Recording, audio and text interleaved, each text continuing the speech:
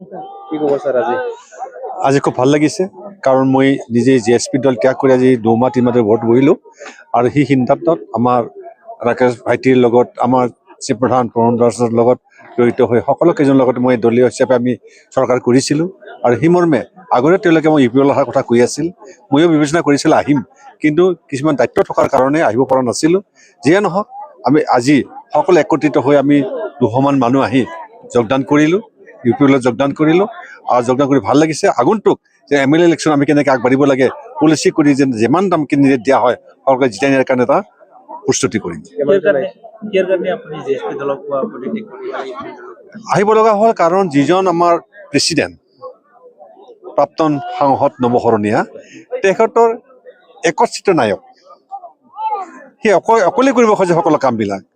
কোনো এজন সোধা পোছা নকৰে কাৰণ মই তাৰে ভাইচ প্ৰেচিডেণ্ট আছিলোঁ, এই বছৰ vice president plus chief patron আছিলোঁ।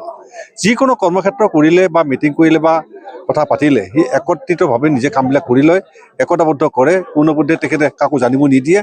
আৰু সি বহুদিন ধৰি তাৰমানে এইবাৰ ইলেকশ্যনত যে আমাৰ এনেকুৱা হ'ব লগা হ'ল, তেওঁ বি পি এলৰ এলায়েঞ্চ আছে, এলায়েঞ্চ এনেকুৱা এটা পাৰি লাষ্ট পৰ্যন্ত তেওঁৰ কোনো এলায়েঞ্চ নাথাকিলে। সেই মৰ্মে তেওঁ মানুহক ধোকা দি আছিলে, বিশ্বাসঘাতকতা কৰি আছিলে। সেইকাৰণে তেখেতক খুব বেয়া পাইছে আৰু সকলো আমাৰ নিজাবাসী ৰাইজে খুব বেয়া পাইছে। সেই সংক্ৰান্তত নিজাবাসী ৰাইজৰ হেঁচাত মই আকৌ মই ইউ পি এললৈকে আহিলোঁ। মোৰ নিজৰ ব্যক্তিগত হিচাপে মই ইউ পি এলত থাকি বহুতখিনি ভাল কাম কৰিছিলোঁ, তেওঁলোকে লাগ লাগি মই দিহিৰাবাসীৰ কাৰণে বহুত কাম কৰিছিলোঁ। সেই মৰ্মে আগন্তুক আকৌ যে সেই কাম কৰাৰ সুবিধা লোৱা বা সুবিধা কৰি সকলো ৰাইজক একত্ৰিত কৰি আমি আনি আগবাঢ়িবৰ কাৰণে চেষ্টা এটা কৰি আছোঁ। কেইজন আহিলে? আজি আমি 200 জনৰ ওপৰত আহিছোঁ। জিএছপি ধ্বংসই মই নাই মানে জিএছপি নাই।